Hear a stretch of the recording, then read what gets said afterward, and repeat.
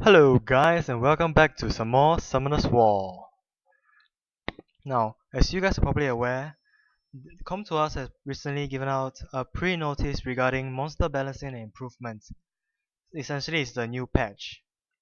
Now, uh, they say that please note that the actual balancing patch may differ from the details below. As we know from Come to Us, even if they change some details, it's probably gonna be just one or two monsters. So, what we're gonna see below is probably concrete already, and the balancing patch will be included in the next update, which we don't know when, but it's gonna be pretty soon. Alright, now let's start on the skills.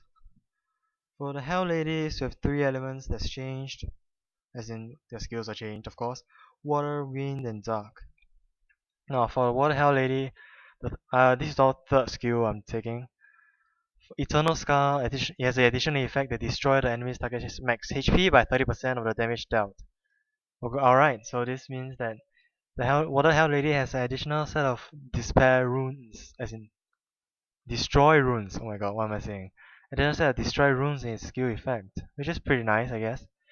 Which can be useful for, like, maybe you want to use your Water Hell Lady in raids or some other kind of boss fighting. If it works on boss, that is. Then for the Wind Hell Lady, Capture. Additional effect that guarantees a stun if the enemy is at 30% HP or less, and this ignores resistance. Which is not bad, but if you think about it, normally if an enemy is at 30% HP or less, I mean, if it's not fire, which your Wind Hell Lady probably won't crit on, you're probably gonna kill it with your capture, right? So, I mean, the stun is nice. Like, if you wanna stun someone who's at low HP, who can, like, possibly kill you, right? Perhaps Theomas was a very, very good candidate for that. Alright, for the Dark Hell Lady, you have Summon Perpetrator. Additional effect, makes the revived ally invincible for one turn. Okay, that's kind of nifty. I mean, if you don't want your revived ally to like die immediately by some other monster that moved, so you give one turn for the guy you revive to deal throughout his attack or his support move or whatever. So it's good. You get invisibility for one turn. No damage taken. Now, for the serpents, okay, now there's a lot of updates for serpents, you can see by the list. All serpents, their first skill, the Sonic Boom, has a damage increase of 8%. And also the chance to increase, to remove, beneficial effects has increased by 25% chance. So it's now 75% chance to remove beneficial effect on the first skill. Not bad, but people don't normally use serpents. Like, I mean, you don't really see anybody using them. Like, wind perhaps is good for tanking piranhas and also dealing like some damage if you build it like HP wise.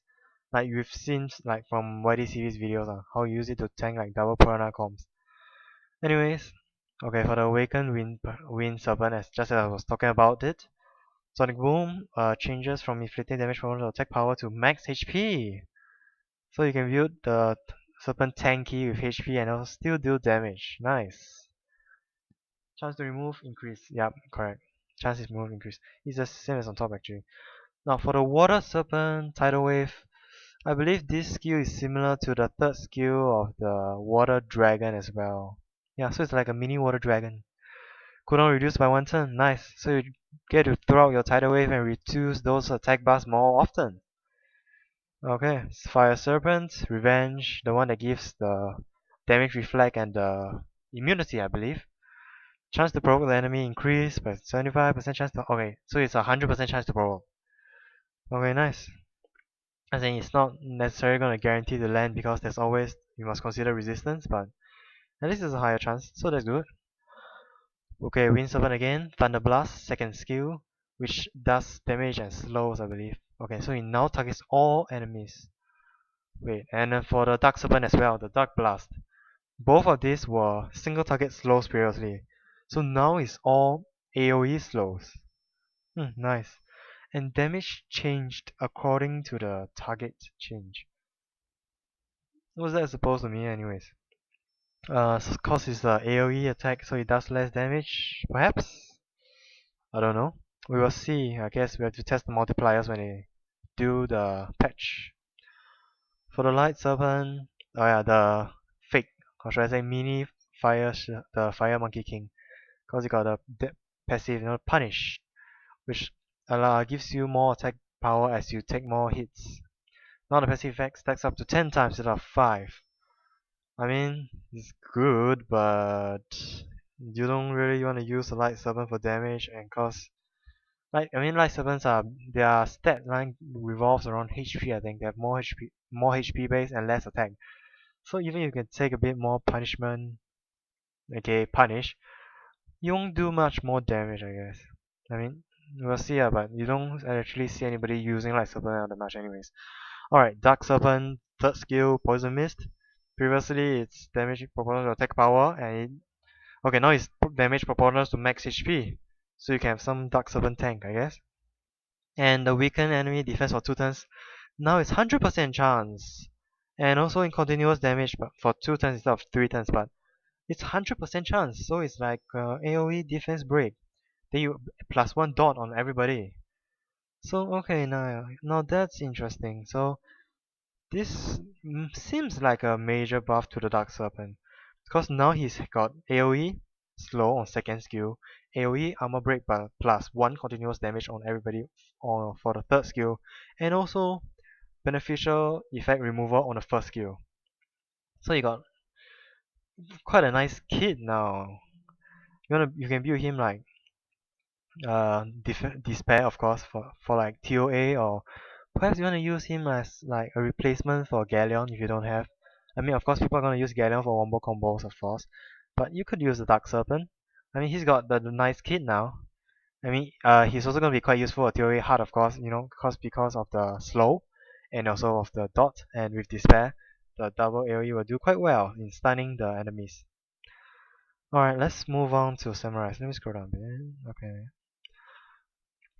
For all the samurais, the Sword of the Supreme Sky Wolf, the SOSSW, has an additional effect that generates a shield proportional to your level for 1 turn when it's activated.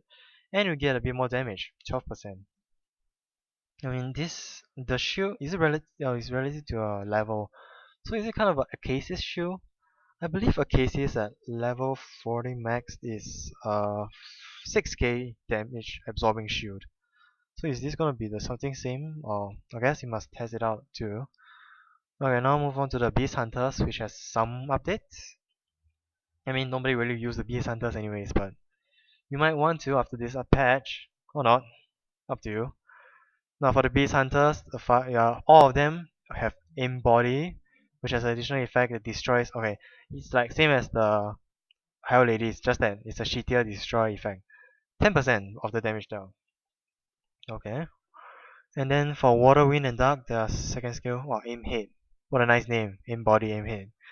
Now Aim Head has increased damage of 10%, and also inflicts critical damage where with a 30% chance is changed to destroy enemy's max HP by 15% damage dealt with critical hits.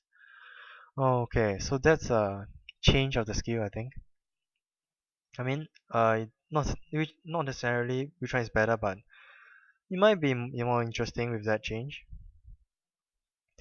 For the Fire and Light Beast Hunters, aim weak spot. I believe that's their second skill. Yep, the silence is now 100% chance. Okay, nice. You have an improvement on the silence. Then for the 5 Beast Hunters passive, Hawkeye, which ignores defense with like 25% chance or something, or is it 20% chance? It's something along those lines. It's an additional effect. If the attack fails to ignore defense, the next attack has a 5% increased chance to ignore target's defense. Oh, 5% increased chance. Do you multiply that to like using you multiply 105% chance to like the 20%, or you add on 5? Anyways, there's not much difference, so 5 Beast Hunter is still gonna be Fusion Fodder. Yep. And for the Wind Beast Hunter, Destruction Wedge, which activates the harmful effect chance. Okay, no, it's 90% chance. Wow, if they're gonna buff it, it's not gonna even be 100% chance. What's the difference, man?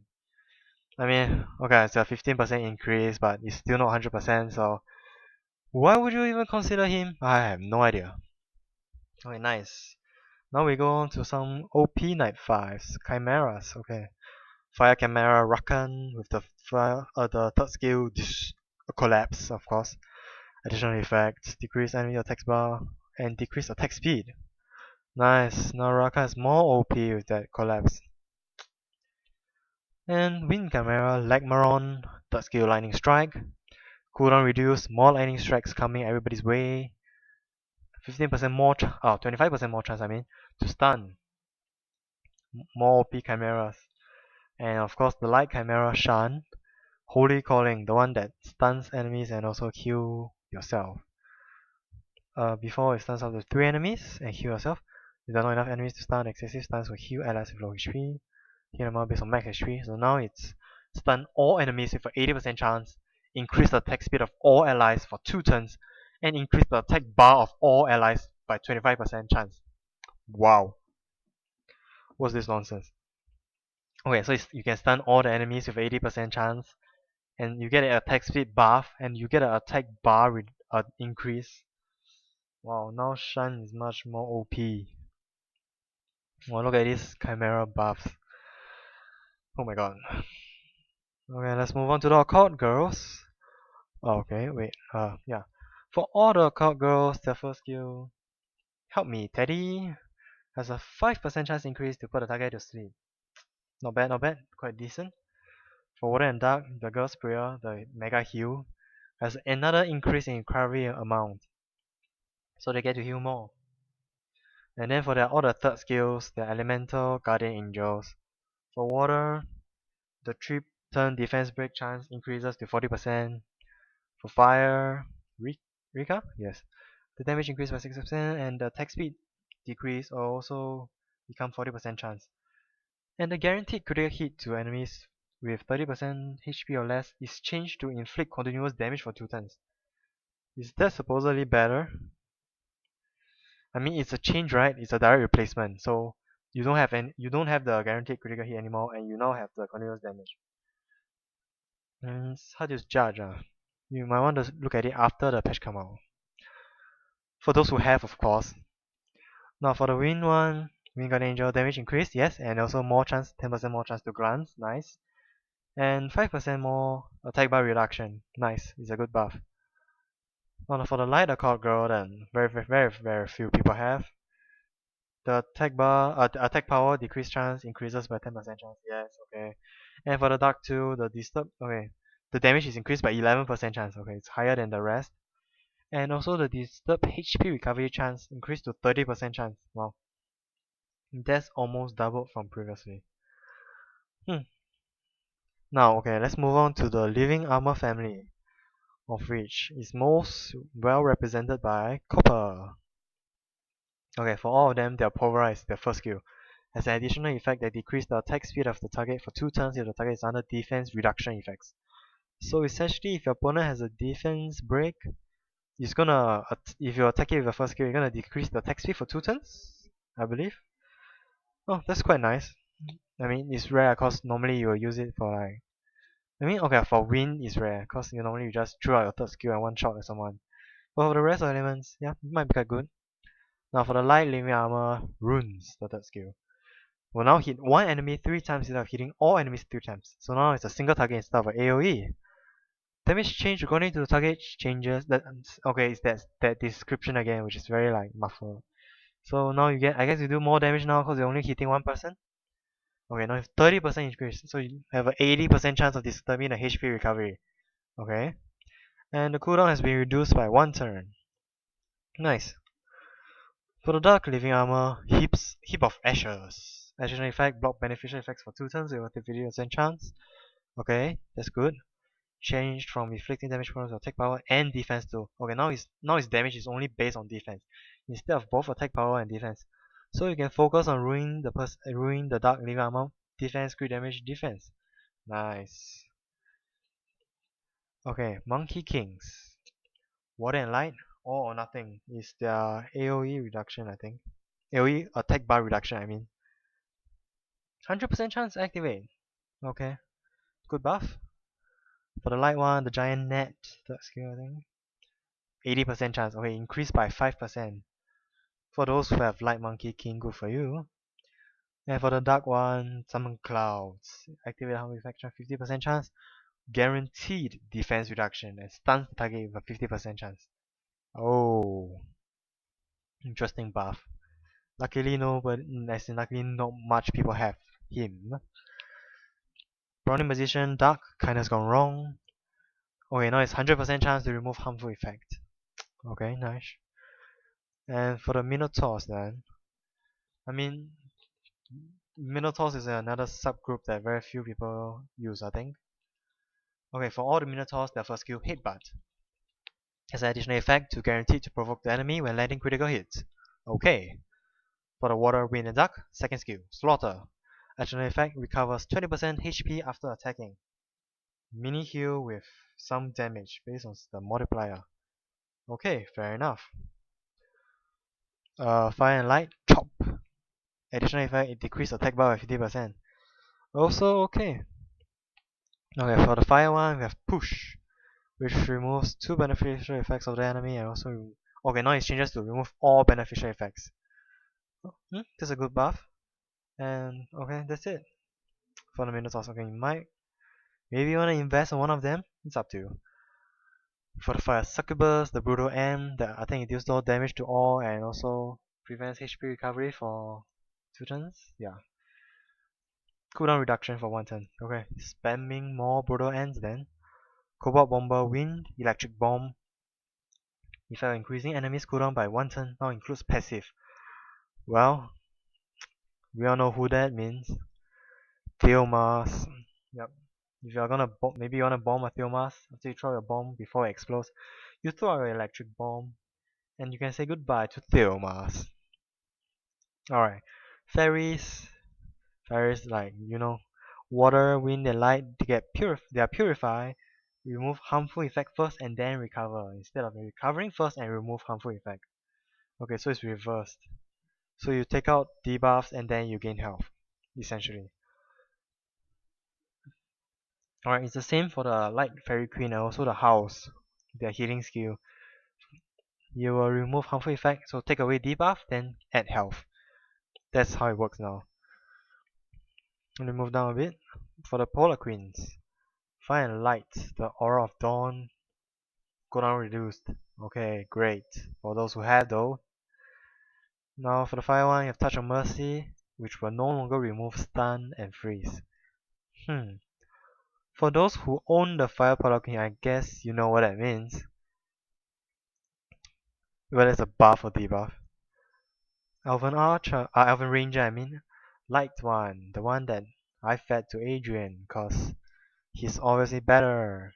Steady shot, the damage dealt will be to frozen, stun, or sleeping will be increased by 50% chance. Okay, 20% increase. Still don't think I'll see any play.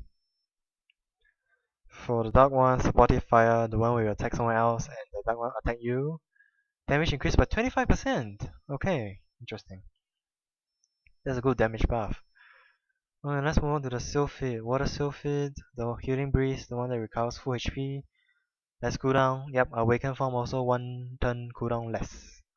Fire Sylphid, the one that had a big change, but still nobody uses. Sacrifice. Additional effect removes all harmful effects on all allies.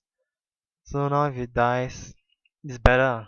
Cause previously if you had harmful effects, right, you remove first and then recover. Wait. You remove all harmful effects. Is that a change anyways?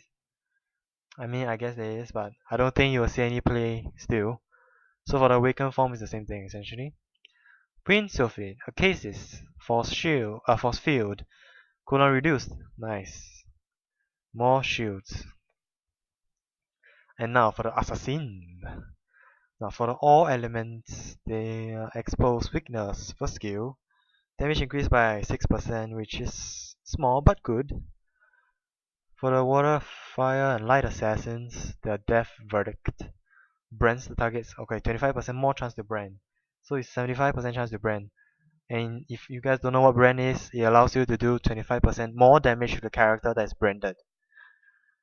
For the wind assassin, you have shadow assaults, 4% damage increase, even smaller increase, but it's just good nonetheless. Okay, now Phantom Thief. I know the water one is lower, but I don't know what the light one is called, but it looks nice, so you don't care. Arrest, the second skill. Okay, now your attacks up to 3 enemies, 1 guaranteed target and 1 or 2 random targets instead of targeting 1 enemy attacking up to 3 times. So now you can hit 3%. The one you click plus 2 more other random guys.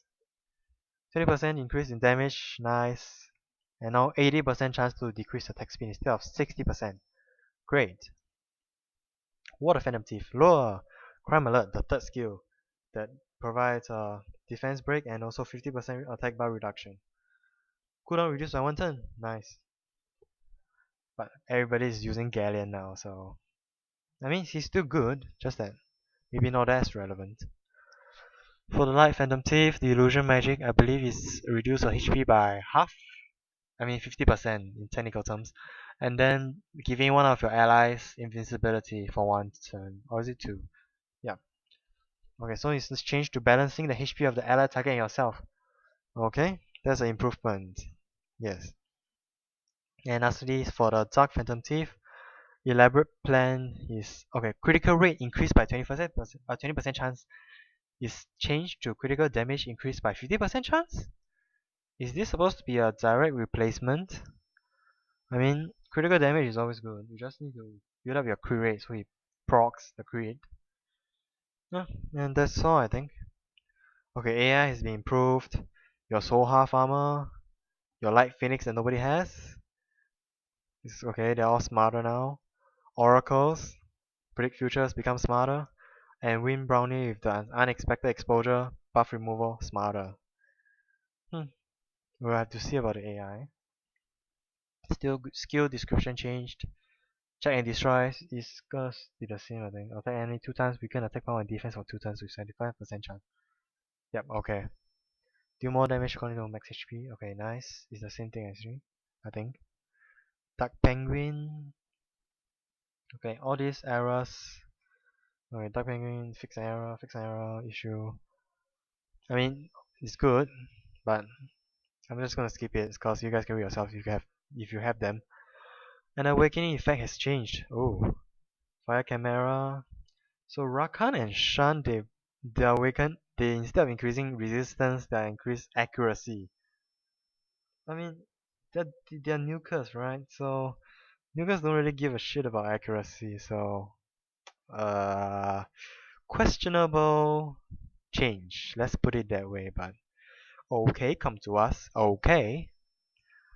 And also Shan's skill level has changed. So increased recovery amount become increased chance of activating harmful effect for the Holy Calling, the third skill. Okay. Some stats have modified. Shan has been changed from support to attack, and the stats have been modified. Okay. More DPS. And also the Water Monkey King stats have been changed to match the monster type attack. Yep. Both are buff in damage stat. Okay, so that's it guys.